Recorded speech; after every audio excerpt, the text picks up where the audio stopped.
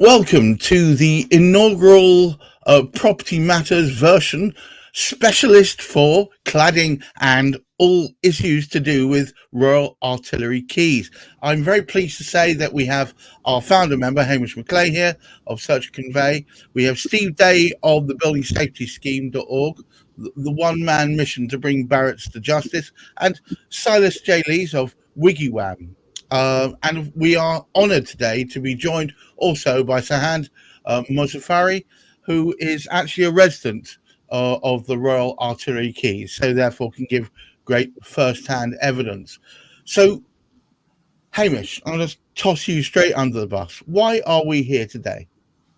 Well, we have a situation here which sadly is not recognised by as many people as should be recognising what is happening. And it's a serious issue which needs to be resolved. It just so sadly, for both Steve here and for Sahand as well, they are sat in this building, which, to be perfectly honest, should, the way sort of things are, they should evacuate everybody because it is a fire risk. And it doesn't just sort of stop there because of it's a fire risk. It is also something that is hard to get insurance on. The only insurance is seriously expensive. And it's certainly something that the properties just don't have any value at all, because who wants to buy something which is a fire risk and actually live there? Now, there's no fault of the residents there.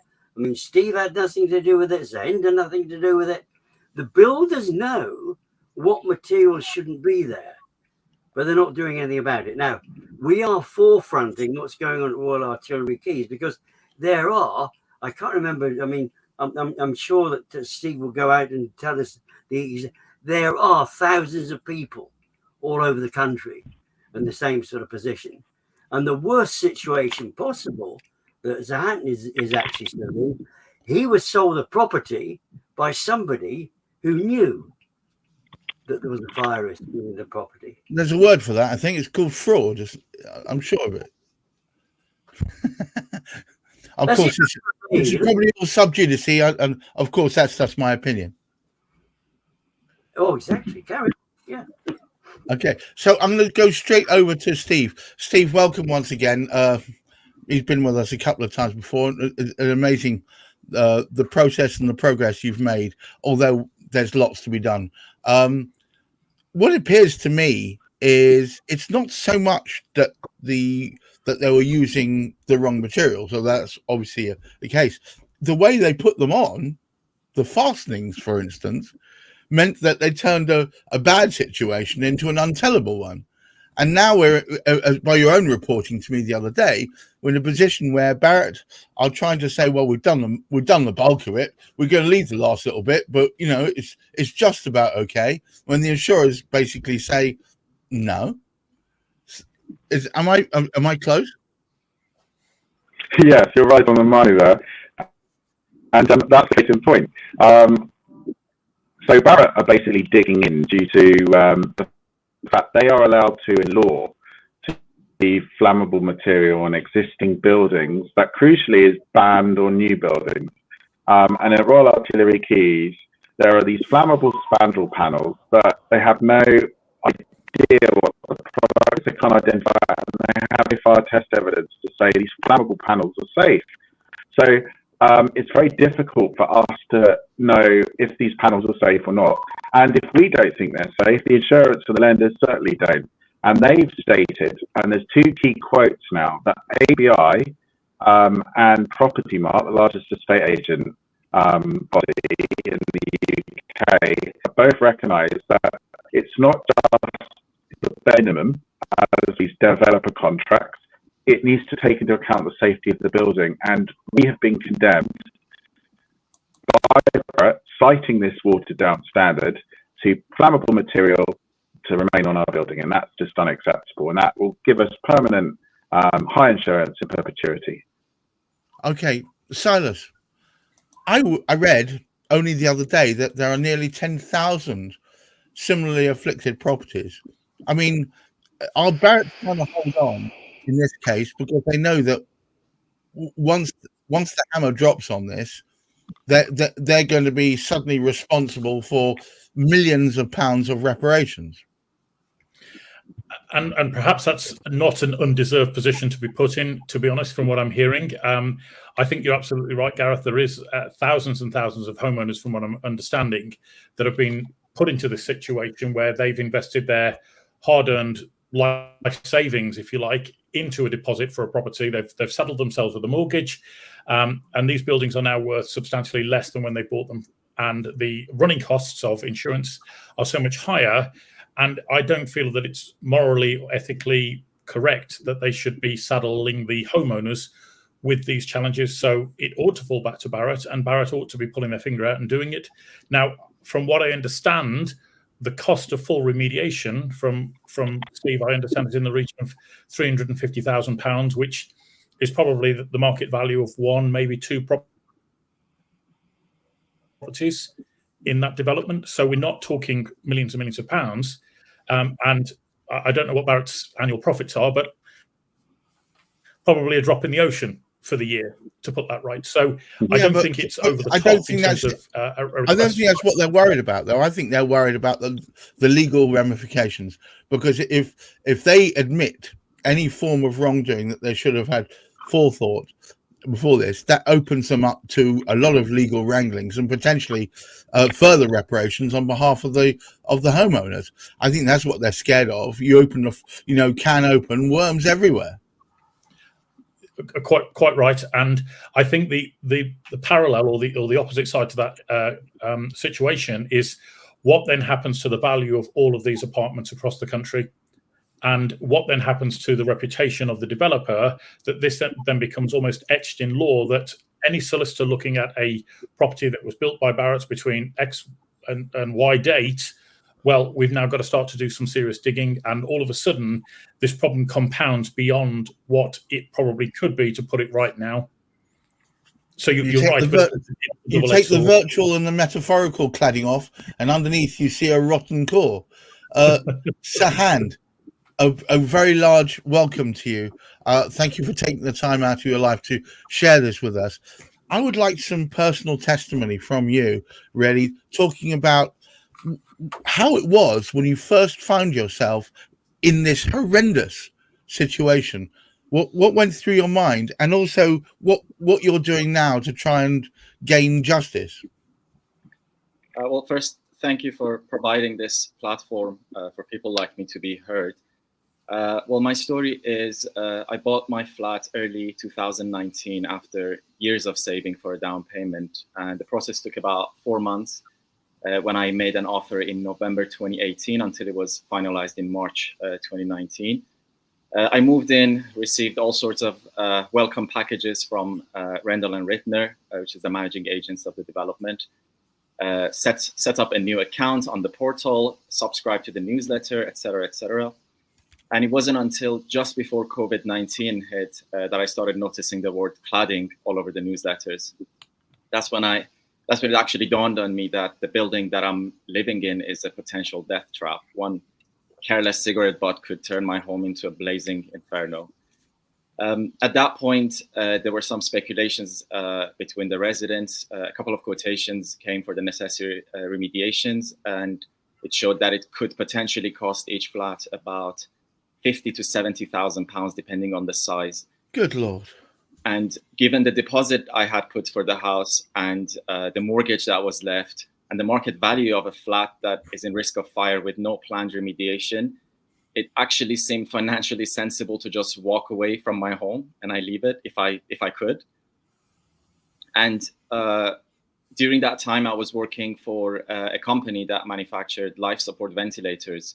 And with COVID-19 at its peak, I was working 7 days a week, including bank holidays, to meet the urgent needs of the UK hospitals. And that left me with no time to follow up on the building issues and actually a growing sense of worry about my future. And I began to understand what depression could look like. And let me tell you this, I'm not the most vulnerable person of that development, not by a long shot. We have people in their 70s and 80s that flat is their only asset in life. I'm in my 30s. I have time and energy to recover from a financial hit. But what about those? So this is it's not just the fact that it was nothing of your doing, nothing you could have planned for, but I was under the impression from Steve and Silas that in fact no one ever mentioned any of these issues before, but they did know about them in advance of you making your purchase. Is that right? Yeah, that's correct. Well, as I said, I'm not the most vulnerable one. So the reason I'm here to tell my story is that I was sold this flat after the waking watch had started in the buildings, and no one informed me about the cladding problems. I was bombarded with welcome emails, but not a single warning or informative email about the situation I was walking into. It's basically the same old story of marketing and customer service teams of a company being so disconnected that the marketing team is just trying to sell, and they don't even know each other's processes. No one from customer service goes to the marketing team and says, hey, the flats we're managing have cladding issues, and that could cost tens of thousands to remediate. Maybe we should warn the buyers. Not at all, nothing. So are you saying it wasn't really even the marketing team's fault? They just had no idea. They probably weren't even informed. There's such a complete disconnect between the people who manage the buildings or manage the properties and those marketing it, that they were just going ahead full steam as before without realizing that they're marketing a sinking ship. That's absolutely right. Terrible circumstance. I'm going to go back to you, Silas. I know that part of your own mission is to point luminous fingers at these kind of misdeeds, but there's got to be something that can be done overall. I feel terribly. Forgive me, Sahand. Forgive me, Steve. I feel terribly for all those people who haven't yet discovered that they are living in a death trap, waiting for that one bad cigarette or somebody doing an indoor firework or whatever it happens to be. It just doesn't bear thinking about. What do you think can be done next, Silas? Where should this go?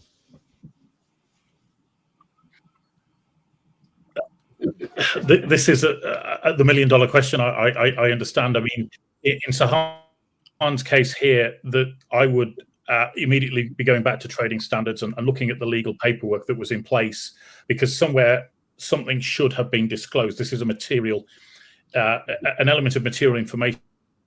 And if you look at what material information is it going to impact or likely to have an impact on the decision for somebody to buy a property? It reminds me of the story you you told. At the impact of what this is, has the insurance cost gone up? Well, yes. Right. It reminds me of the story you told recently about someone buying what effectively was a facade.